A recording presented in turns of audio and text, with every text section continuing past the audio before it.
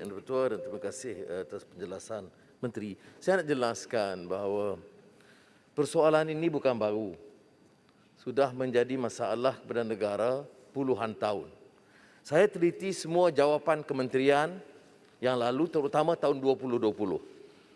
Temeloh, Pematang Pauh, Petaling Jaya, Maran, Kemaman. Dan jawapan-jawapan itu seperti mana yang disebut oleh Yang Berhormat Menteri, bunyi meyakinkan.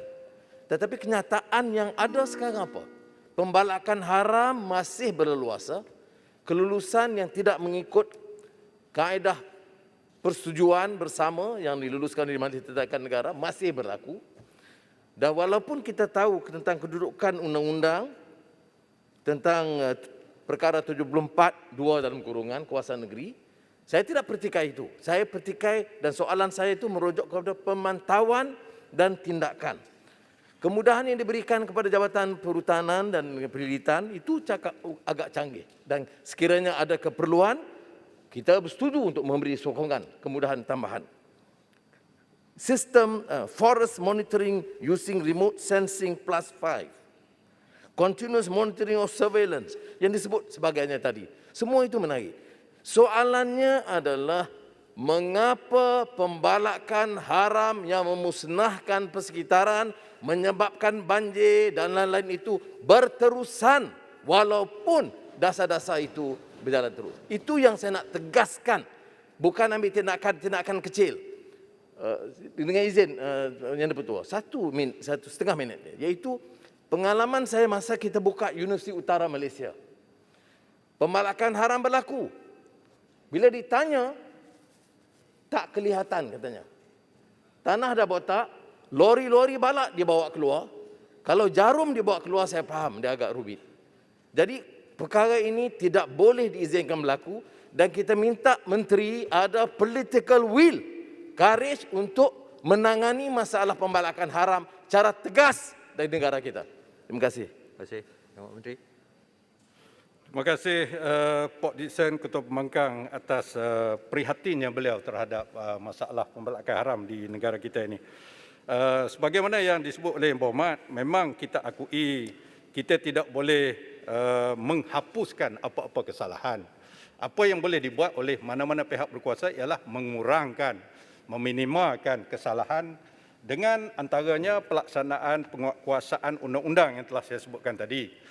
Memang ianya menjadi suatu kesalahan yang